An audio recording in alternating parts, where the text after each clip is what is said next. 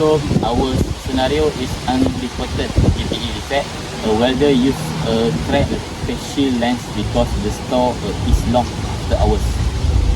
My name is Muhammad Nalif bin Amar. My name is Muhammad Nurul Frizi Ajwa bin Muhammad Nantiah. My name is Muhammad Ilham bin Syamsuri. Let's see our scenario.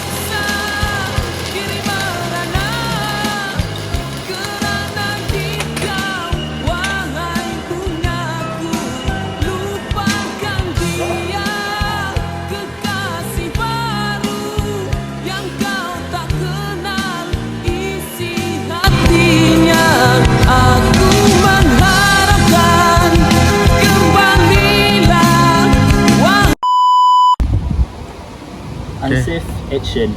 The welder now use a cracked face shield lens. Choose the proceed with the task despite being aware of the defect. Did not report the faulty PPE immediately or seek alternative. Unsafe conditions. Cracked lens compromise the integrity of eye and face protection. Store being locked after hours. It indicates to access the replacement PPE. Lack of emergency protocol or backup supply for PPE after hours. Employer responsibility under OSHA 1994 Malaysia under the Occupational Safety and Health Act 1994. Employers are responsible to take reasonable care to their own safety and health. Section 24. Wear and maintain personal protective equipment properly.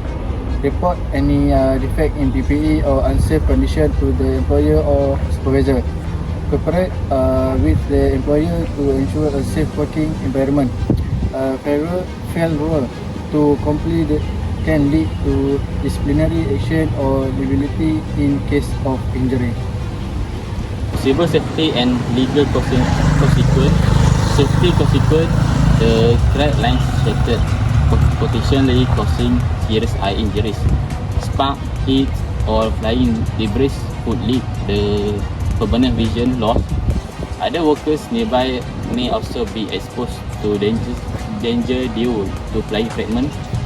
Legal consequence: non-compliance with OSHA 1994 can lead to fine or penalties for both the employer and employee. Legal action: if the negligence lead to injury, the company could face reputation damage or operational delays. Recommended early reporting and prevention measure. The first one is immediate reporting. Employees must report any PPE defect immediately, regardless of the time. The second one is PPE access policy. Management should ensure 24 hours access to essential PPE, especially for shift workers. And number 3, training awareness, conduct regular safety briefing on reporting procedure and PPE inspection. The conclusion is this accident could have been prevented with prompt reporting and better system in place. Safety is a shared responsibility. Both employers and employees must actively uphold safe work pressure to prevent avoidable accident.